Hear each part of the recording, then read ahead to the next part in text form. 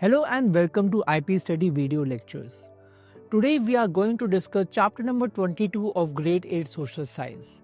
The chapter name is Public Facilities. So public facilities are the services provided by the government to the people. They are for the general welfare of people. It includes services like transport, education, healthcare and so on. By getting these services, we see that there's overall development of people, and these services are not meant for a selected few people but for the entire public. Let us discuss this case study of water supply in Chennai. Now, Chennai is facing a lot of water scarcity problems for many years. But we see that the experience of people living in different parts of Chennai is very different. For example, let's talk about Anna Nagar. Now, Anna Nagar is a prosperous locality in Chennai, and we see that the people in Anna Nagar, they have a better water supply compared to other parts of Chennai. And in case there is water shortage, there is water problem, the municipal body provides the people with tankers which they deliver to their homes. Compared to Anna Nagar, there is another locality in Chennai which is known as Mylapore. Now, the water shortage issue is so severe that they get public water once in 2 days, right? Imagine getting water for such a short duration once in every 2 days. Now, they have to depend on the borewell water. Now, this borewell water might be okay for doing different other activities, but is not suitable for drinking. For drinking, they have to pay extra money to get the drinking water, right? So you can imagine people who are already poor, they have to pay extra amount to get drinking water. Now, the experiences of people living in Chennai puts a very important question in front of us, and that question is something that is part of our survival needs should be accessible only to the people who can afford it, or should it be accessible to all the people? Now, our constitution says that something that is important for survival of everyone is a part of our right to life under Article 21, and as we know, water is part of it. Water is our essential need that we require for our survival, to prevent ourselves from dangerous waterborne diseases that can even take our lives. So, such a thing should be available to everyone. We call this as universal access to water, right? So everyone should have access to water irrespective of what social class they belong to or what economic class they belong to. Now, this is the entire concept of public facilities. As we discussed, that public facilities are the services which are required for our day-to-day needs and are provided to us by the government. An important nature of the public facilities is that once it is provided to the people, it can be used by everyone. Say for example, if there is a pond that is dug in a village, now the water of that pond can be dug by everyone. It can be used by the farmers, it can be used by the households for their daily needs and so on. So all the people can get access to the public facility that is made available for the people. Now, public facilities includes a lot of things, and the government plays a very important role in it. The question comes, why government? These services can be provided by private companies as well, but why it does not happen? It is simply because many of these projects which are of public nature, they require a lot of investment. Many private companies might shy away from spending so much money at once at a very big project, and also the fact that the rewards for this come much later. So private companies cannot wait for 15 to 20 years to build a dam that is going to be beneficial later, but spend 15 years without any income. So this is why we see that the government provides these facilities to the people. Also, the fact is that if private companies engage themselves in such activities, in such services, they will charge more than the government because they work for profit motive, and that rightly so. Private companies are supposed to increase their profit, which will be important for the growth of the country, but because they work on the profit motive, they will charge extra money, and then we will see that the poor people or the common people will not be able to afford those services. So this is why the government plays a huge role in providing these services. So coming back to the case study of Chennai, we see that the problem with Chennai's water supply was that it was not available for all the people. It varied from region to region, and it also varied from the class of people. So rich people were able to afford water. They could even pay extra if the water was in shortage. But if we talk about the poor people, they were not able to get an equal access to water. So the concept of universal access of water was not there, and for any public facility this is a concern. If it is not available to all, then it is a problem. So what could be the solution to this problem? Let's talk about that. First of all, talking about water only in our country, it is important that every person has an average of 135 liters of water. It is the recommended limit, which means that for our survival, for various activities like bathing, like washing our clothes, utensils, and of course for drinking, we need at least 135 liters of water. But we see that there is a great inequality in the access to water. If we talk about a person who is living in a luxury hotel, then that person is spending about 1600 liters of water every day, right? This could be in form of swimming pools or other water related activities as well, apart from just the normal consumption. But it's a huge limit, as you can see, almost 15 times the recommended limit. But if you talk about a person who is living in a slum, that person is using only 20 liters of water per day. So it is 7 times less than the recommended limit. So as you can see, there is great inequality in access to water, and it is just the example of water. But if we see other public facilities as well, we see that the people who can afford it can get better services, whether it is education, health, or anything else. Now the question comes, can private companies solve this problem? Private companies are able to solve many problems in the world. Can they solve this problem as well? This has been tried in many parts of the world by making private companies take charge of providing these public facilities. But we see that because private companies have the profit motive, they charge extra money for these services.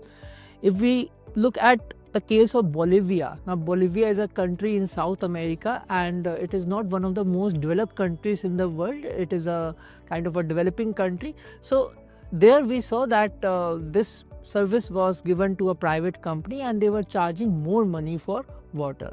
And as a result of this, violent protests broke out in Bolivia in protest of this decision by the government.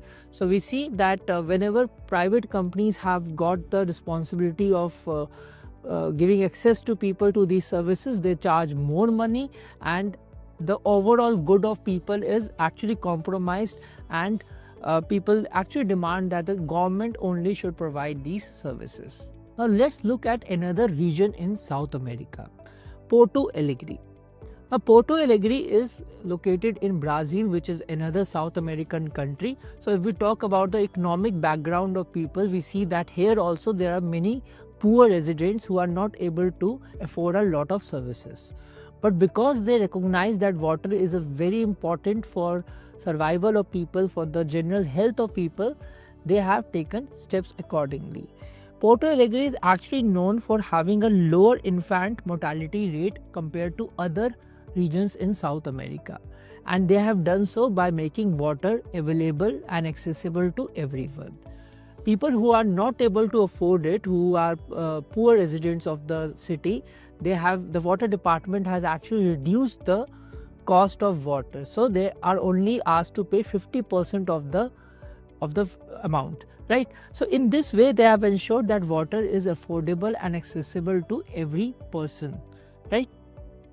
Their way of working is also very democratic. They involve people in their meetings. Whenever they have to decide something, there is a lot of transparency in it. So in this democratic setup, they have made sure that they have provided a universal access to water. Now let's talk about some other public facilities which are important for us. One of those is transport facilities. Now, effective transport facilities are very important for the growth of a country. When we talk about transport, it is not only the movement of people but also of goods. So people who are in business, people who are making products in factories or growing crops in the fields, they also get benefited because of good transport facilities, because their cost of transporting products reduces, and that is why they are able to earn more profit.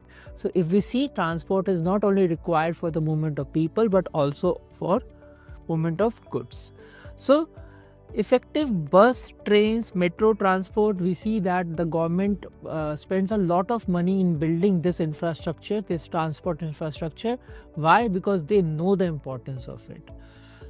It not only reduces the traffic on roads, traffic and pollution on roads, but it also allows people to travel in a more convenient manner and also a cheaper manner, right? So in this way, the government can control a lot of problems such as pollution, problems such as overcrowding on roads, so they are able to control these problems. Now let's talk about another important public facility, sanitation. Now, just as we require clean drinking water for our good health and hygiene, we also require good sanitation facilities. In our country, sanitation has been a huge issue, and keeping this in mind, our government launched Swachh Bharat Abhiyan on 2nd of October, also known as Clean India Mission. Under this, they spread awareness for cleanliness and hygiene, or Clean India Mission.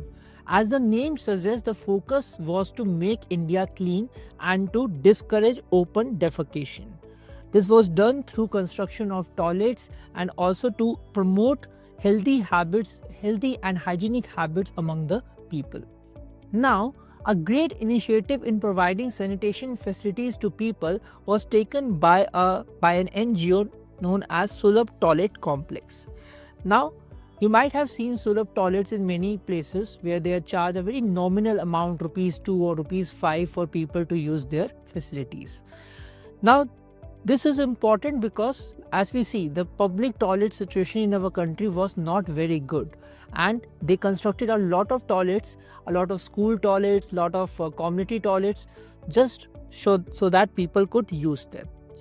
They even constructed millions of household toilets. In fact, about 20 million people or 2 crore people use their services every day. So we can see that with the help of such NGOs who are working with the government as well, the government also supports their work, we can ensure that the role of NGOs is also very important in providing public facilities to people at large. Now let's move to the last part of this chapter. And it is a very important question, and the question is, how does the government fund the public facilities? Now, as we have discussed before, these public facilities require a large amount of money to fund them. For this, the government ensures that every year it plans a budget. In this budget, it allocates funds for different activities. So the government every year makes sure which facility or which kind of service they want to focus upon, and they plan it accordingly. Now, the government also charges taxes from people. This tax is charged by the government to ensure that these public facilities are always available to people. So there are different kind of taxes in our country: income tax, property tax, there's goods and services tax whenever we buy something from the market. So these are the different kind of taxes that it charges. Apart from these taxes, the government also charges a small amount of money for the services that it is providing. So if you travel from a train, you buy the train ticket, or if you use electricity and water, you also pay electricity bill and water bill. These are not very huge amount as compared to you can say private companies. If private companies provide these services, they will charge a larger amount from you, but because the government is providing these services, they charge a minimal amount in comparison, right? So by the collection of this fees and by the collection of taxes, we can see that the government is able to provide the public services to the people. So with that, we conclude this chapter. We learned about public facilities as the services provided by the government for the overall benefit of people, and why government provides it, because private companies might charge extra for providing these services to people, and we want that these services should be available to everyone and not just a selected few. So thank you so much for watching this video. We hope you enjoyed it and you learned a lot from it.